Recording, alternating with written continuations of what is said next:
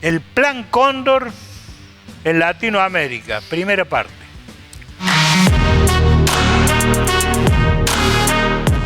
En Aguijones de la Historia, la CIA y el siniestro Plan Cóndor en la Argentina, en Córdoba y en Latinoamérica, provocó 400.000 presos políticos y 100.000 desaparecidos. Escribe Cecilio Manuel Salguero. El Plan Cóndor en América fue la articulación de las dictaduras cívico-militares, sobre todo de Chile, Argentina, Brasil, Paraguay, Uruguay y Bolivia, bajo la conducción del Pentágono y la CIA, para imponer el modelo neoliberal estructurado por el FMI mediante el terrorismo de Estado. Su fundamento fue la doctrina de seguridad nacional impuesta por el Imperio norteamericano dentro del marco de la Guerra Fría, que alineó a los países occidentales contra el bloque de naciones hegemonizadas por la URSS. Como antecedentes, en 1954 se instala la dictadura de Alfredo Stroessner en Paraguay. Hay numerosos golpes en Bolivia y en 1955 derriban al peronismo. En 1964 vence el golpe en Brasil, en 1972 en Uruguay y en 1973 en Chile, cerrándose el círculo sobre Argentina, que sufrirá el 24 de marzo de 1976 la dictadura genocida de Videla, Martínez de Hoz, Prima Testa, asociados al gobierno norteamericano de Gerald Ford y Henry Kissinger. Comunica a la población que a partir de la fecha el país se encuentra bajo el control operacional de la Junta Militar. Se recomienda a todos los habitantes el estricto acatamiento a las disposiciones y directivas que emanen de autoridad militar, de seguridad o policial, así como extremar el cuidado en evitar acciones y actitudes individuales o de grupo que puedan exigir la intervención drástica del personal en operación. Firmado Jorge Rafael Videla, Teniente General, Comandante General del Ejército. En un documento desclasificado de la CIA de junio de 1976, se indica que existió una reunión en Buenos Aires a comienzos del 74 para coordinar acciones subversivas, y en Paraguay aparecen documentos secretos haciendo referencia a una reunión regional en Santiago de Chile a fines de 1975. En Córdoba, el Plan Cóndor comienza con el golpe cívico-policial de febrero de 1974 denominado Navarrazo contra el gobierno democrático de Obregón Cano, y el 16 de septiembre de ese mismo año es asesinado el vicegobernador depuesto Atilio López por el grupo parapolicial AAA que comandaba López Rega. Por esa época también asesinan al ex presidente boliviano Juan José Torres, al doctor Ricieri, Frondizi y al general chileno Carlos Prats. Tras la caída de Obregón Cano, se intervienen en las provincias de Salta, Mendoza, Santa Cruz y Buenos Aires, instalando la persecución política y violando todos los derechos humanos. A partir de las 16:30 se inició la movilización de efectivos policiales, patrulleros del Comando Radioeléctrico y unidades de la Guardia de Infantería con equipos de combate se desplazaron por el perímetro de la Plaza San Martín y tomaron posiciones desalojando a los transeúntes. Comienzan las primeras desapariciones de luchadores populares, se intervienen sindicatos y se instala la tortura sistemática a los detenidos políticos. En nuestro país han desaparecido personas. Esta es una tristísima realidad, pero que objetivamente debemos reconocer. Tal vez lo difícil sea explicar el por qué y por vía de quién esas personas han desaparecido. En 1975 se pone en marcha el operativo Independencia en Tucumán, y desde el 24 de marzo de 1976 se implanta el terrorismo de Estado ejecutado por las Fuerzas Armadas y acompañado por las corporaciones empresarias, la Sociedad Rural Argentina, el Episcopado Católico, la cúpula de varios sindicatos, partidos políticos, las empresas periodísticas Clarín, La Nación, La Prensa y La Razón, y las principales embajadas de las potencias extranjeras. Con la conducción de Martínez de Hoz, se pone en marcha el plan neoliberal que favorece a las multinacionales, endeuda al país y empobrece a los trabajadores y a la mayoría del pueblo. Frente a la dictadura, se desarrolla una resistencia interna y desde el exterior que hace eje en la defensa de los derechos humanos y el retorno a la Constitución. La derrota en Malvinas acelera la caída del régimen genocida y se restablece la democracia en Argentina. Wow. Fuertísimo. Esto tiene que ver, Dieguito, con la experiencia. Todos los que vivimos esa terrorífica época y fuimos víctimas de esa terrorífica época, no tenemos fecha de vencimiento. Y a propósito, lo peor que pasaba en esa época es que cuando te desaparecía un familiar, que podría ser un hijo, un nieto, una hermana o un padre, recurrías a la justicia. Lo primero que tenías que presentar era un habeas corpus para que se identificara a través de la justicia quién tenía o no detenido a esa persona. Ningún juez de los cabrones jueces de mierda que tuvo Córdoba en su historia firmaba un habeas corpus. Ni provinciales ni federales. Ni provinciales ni federales, pero hubo uno que sí, se llamó Carlos Ayravedian. Él aceptaba los habeas corpus. A partir de eso fue detenido, preso, torturado y después se tuvo que exiliar en el exterior. Por eso yo reivindico, entre otras cosas, a Carlos Ayravedian. Camarada. Una primera observación. Hemos visto acá un informe en el cual hemos compartido cosas que pasaron en la Argentina y como títulos cosas que pasaron en los países limítrofes, en Chile, en Paraguay, en Uruguay, en Brasil y en Perú y más adelante. Háblele a la cámara, camarada. Perdón, y un poco más adelante algunos también situaban algunas de estas situaciones en Venezuela. La diferencia de todos esos países con el nuestro es de que casi en ningún país que estuvieron involucrados en el operativo Cóndor, en el plan Cóndor, se hicieron juicios a los responsables, salvo en la República Argentina. Hablaban del ejemplo de Brasil. El golpe en Brasil fue en el año 1964. Se cumplieron 60 años hace muy poco. Yo tuve la oportunidad de ser invitado para los 50 años del golpe en Brasil para dar una charla como expreso político. Y se hizo un panel. Había presos chilenos, expresos uruguayos, expresos brasileños y quienes hablan. Y en ninguno de esos países habían ellos podido, algunos casos había, pero la justicia se había desentendido. Y cuando habló el expreso político de Brasil, lamentablemente no había ido el traductor, así que mi portugués era elemental, pero esa parte fue la que más entendí. Compartía en el edificio donde él trabajaba, que trabajaba en el 9º piso, en el 7º trabajaba uno de los que había sido su torturador. Así que 2 o 3 veces por semana le tocaba cruzarse a la entrada o a la salida con esta persona. Y bueno, estaba interdictado él de hacer, bueno, le hubiera quedado pegarle una trompada o por el estilo, que no lo quería hacer. En Chile casi no hubo procesos, en Uruguay casi no hubo procesos, por suerte en Argentina, y en Córdoba particularmente, es algo de lo que nos tenemos que sentir orgullosos. Córdoba era Córdoba de la reforma universitaria, Córdoba era Córdoba del Cordobazo, y también es Córdoba la de los juicios.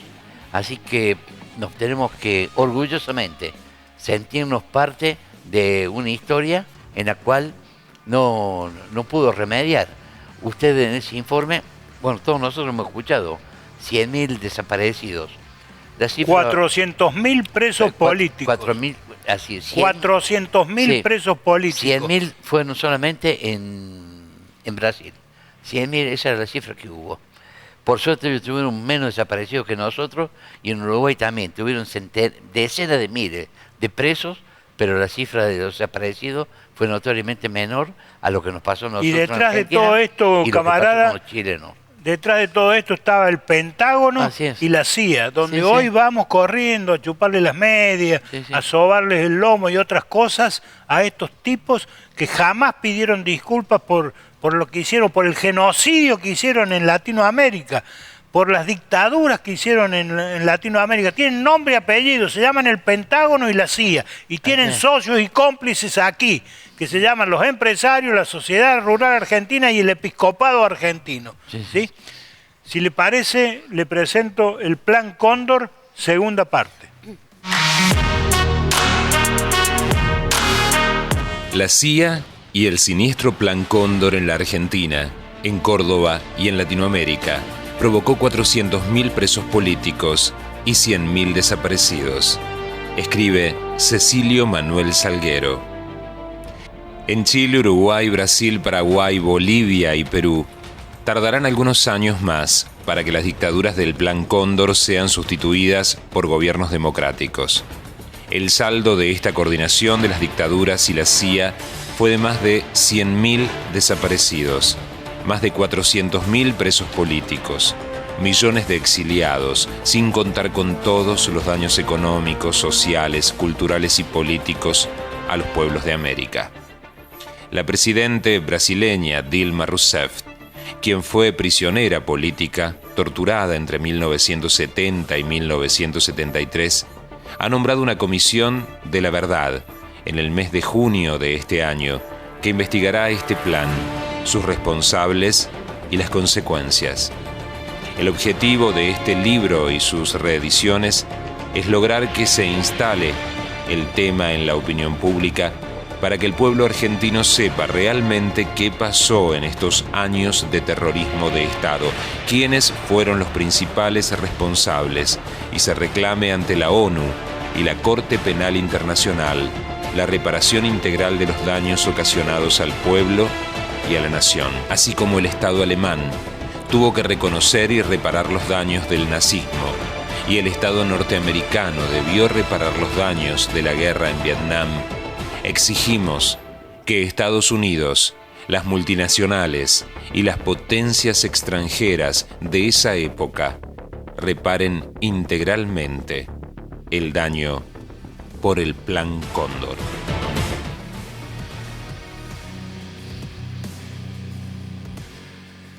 Sugerencia o teléfono, como dicen ahora los jóvenes, para nuestro presidente Milei, que va a juntarse con Trump en Estados Unidos.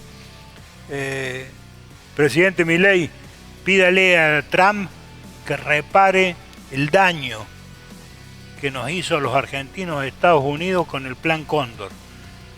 Los desaparecidos, los fusilados, los tirados al mar, los miles de exiliados que se fueron, el costo cultural, intelectual y universitario y educativo que pagó Argentina para que cientos de decenas de miles de argentinos tuvieran que irse del país porque acá eran perseguidos, los robos, el retraso intelectual y moral de toda una sociedad, más los daños materiales, porque incluso hasta arrasaban y robaban todo lo que podían.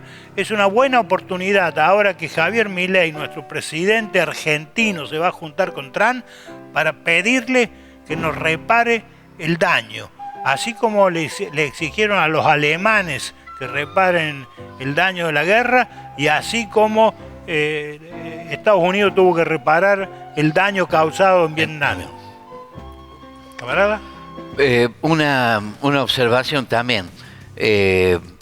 Dentro de todo lo que usted ha nombrado, para agregar lo que fue la desaparición de niños, de bebés, mujeres que estaban embarazadas, que dieron a luz en campos de concentración. Se habló de casi 550, de los cuales más de 150 ya fueron resueltos estos casos, y están quedando más de 300 para averiguar. Ya no son niños, ya no son jóvenes más, ya quizás sean abuelos. Estamos hablando de algo que pasó hace 50 años. Niños que han nacido en cautiverio, y bueno, es otra de las deudas que tiene nuestra sociedad. Y también ellos, hasta los que dicen que no fueron 30.000, sino que fueron 9.000, bueno, que digan dónde están esos 9.000. Porque la discusión se acaba ahí. La vicepresidenta Villarruel dice, no fueron 30.000, fueron 9.000. Bueno, ¿dónde están esos 9.000? Hay una frase que se usa acá en la Argentina, la cristiana sepultura. Las familias quieren y tienen el derecho de saber dónde están los restos de sus parientes, de sus hijos, de sus parejas, y tener un lugar en donde llevar una flor, un lugar donde haya un nombre, donde haya un apellido, y donde algunas fechas que para nosotros, cuando digo nosotros, a todos los que hemos tenido familia, bueno, nos gusta recordar el día de nacimiento, tener un lugar donde visitar el día que presumimos que ha fallecido, y todo esta historia de lo que es tratar de saber qué ha pasado con estos chicos que necesitan y tienen derecho a la identidad. Diego, Sí. ¿alguna acotación? No, sobre lo que dijo de Milei, dudo que pida algo bueno para este país. No creo que le pida nada a Trump. Alejandrina. Esperemos que sí. Quiebra una lanza por el presidente. Sí, me quedé pensando en algo que es una gran lucha que tenemos y una gran burla y falta de respeto total contra todas las víctimas, esto de que si no son 30.000. No son 30.000 porque no les han tocado al otro sector, llamémosle oposición. Yo creo que si llegase a tocarle a algún familiar o algo personal, pongamos como ejemplo a Villarroel, si le van a molestar si son 30.000 o si fuese uno. Claro. Estamos con el hecho de ni una menos, ni una. Se hacen marchas multitudinarias por una víctima, por una muerte. Y estamos hablando de más de 30.000, porque hay muchas voces calladas, hay muchos enterrados aún, aquí nomás en Córdoba, que todos los vehículos pasan por encima. El lago, y cuántas cuestiones más donde hay tantos muertos desaparecidos que aún no aparecen. No vayamos a los 30.000, vayamos hacia la falta de respeto a una sola víctima, a una víctima violada, torturada, secuestrada y asesinada, y a tantas familias que los mataron en vida. Solamente eso quería decir. Masacraron familias enteras. Completas.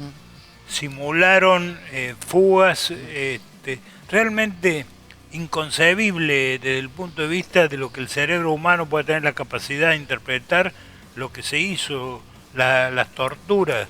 Es decir, yo quisiera contar cosas que me tocó ver, pero por respeto a la audiencia no lo voy a hacer, y por respeto también a las víctimas. Pero realmente las atrocidades que se hicieron, las torturas, es más, venían expertos de Estados Unidos a capacitar a los militares argentinos sobre cómo torturar.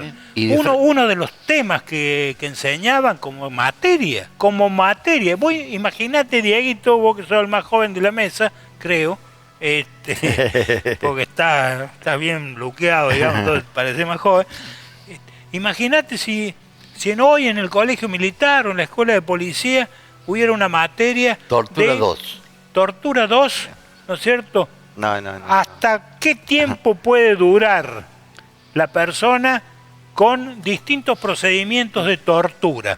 Porque la gracia era torturarlo, pero no matarlo inmediatamente, claro, para sacarle algo. Entonces, una de las materias que enseñaban estos yanquis, a los cuales vamos ahora a ver orgullosos, porque va nuestro presidente a hablar con estos asesinos, genocidas, no solo de Argentina, de Latinoamérica, sino del mundo entero, ¿no es cierto? Les enseñaban a nuestros generales, a nuestros militares, ¿no es cierto?, con esta tortura, con submarino, tal cosa. Si le cortabas con una gilet la oreja, tal otra. Si por el ano, tal otra. ¿Cuánto tiempo podía durar el torturado sin morirse y lograr sacarle alguna información? Esa era una de las materias que daban. Y después vinieron los franceses también a capacitar a nuestros militares de cómo ellos torturaban en Argelia, porque fueron uno de los iniciadores, los franceses, a los cuales también todos ¡Ay! Sí. ¡Qué lindo sería ser francés! Oh, la, la. Porque los argentinos somos una mierda. ¡Qué lindo sería ser francés! Los franceses capacitaron a nuestros militares de todos los sistemas de tortura que ellos usaban en sus colonias. ¿Sí? Bueno, Sí, sí, un agregado más. No solamente que venían acá a la Argentina, sino que todas las fuerzas armadas iban a Panamá, a la Escuela de las Américas, y también a los Estados Unidos, donde estaba otra sede de esta Escuela de las Américas, y tomaban clase ahí. Y era el orgullo de ellos volver, que habían estado 15 días en Panamá, 30 días en Panamá. El curso en Panamá era parte del diálogo que ellos tenían cuando estaban comiendo en sus casinos de oficiales, suboficiales, y volvían orgullosos con el título que habían dado de torturador oficial de la República Argentina. Dios mío.